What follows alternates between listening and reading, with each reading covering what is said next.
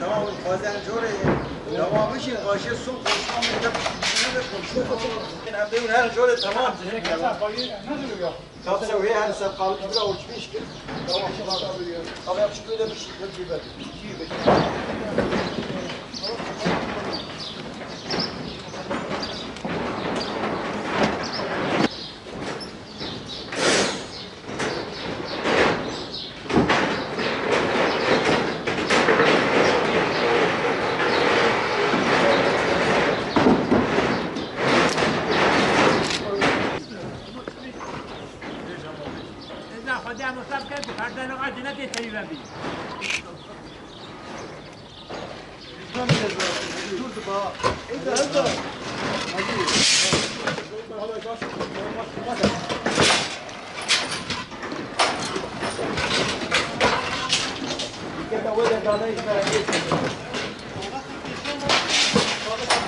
Ev der Batman Hilal mahalle vega ve şu halde hundvinin li mahala me de cami tine, taziyeri tine, Kur'an kursi tine.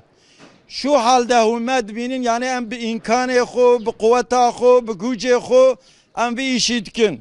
Şu halde 400 milyar deyne ve camiyeye geli arkadaşa em dixwazin vega ve yardım ku Müslüman vega ve hale me bibinin, duruma me bibinin, jimere yardım eki ji boy Xudê peygamber bişinin. Durum pir naxweşe. Hatta ve keyse meaniye valla tu gücü o kuvveteki meci daha nemayi arkadaşlar. Mahalle şu halde tamam mahalle divirde düşkule bir imkanı xo. O jimere katkı daha jder ve nay em dixwazin vega be ku katkıya Müslümana jimere vere arkadaşlar. Xudê peygamber ji we razî be, Xudê işe ve tamamen rast bike.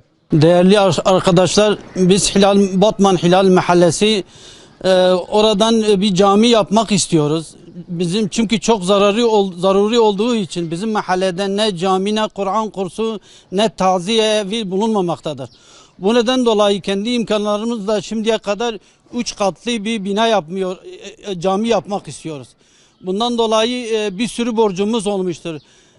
Yakın 400 milyara yakın bir şimdiki borcumuz ortadadır ve kendi imkanlarımızla çalışıyoruz. Bundan dolayı hayırsever ve yardımseverlerden bir yardımlarınızı eksilmemenizi dileriz. Ve kendi imkanlarımızla çalıştığımız için sıkıntılı bir durumdayız şimdilik. Bizim mahallede olduğu gibi cami de yoktur, Kur'an kursu da ve taziye evi zaten yok. Bunlar şimdiki ortamda çok zaruri olan bir nedendir. O yüzden dolayı bu büyük yükü kendi sırtımıza almış bulunmaktayız. Hepinizden yardım diliyoruz. Allah hepinizden razı olsun. Evri hani elvderi asaki doğru menki asa evri. Yek khira khoda da bu camiye. Em ala hila masiye em tevlev juya metobiye. Men ba khoda maqra da mawtiye em cami şebkerin taziye ve Kur'an kursi.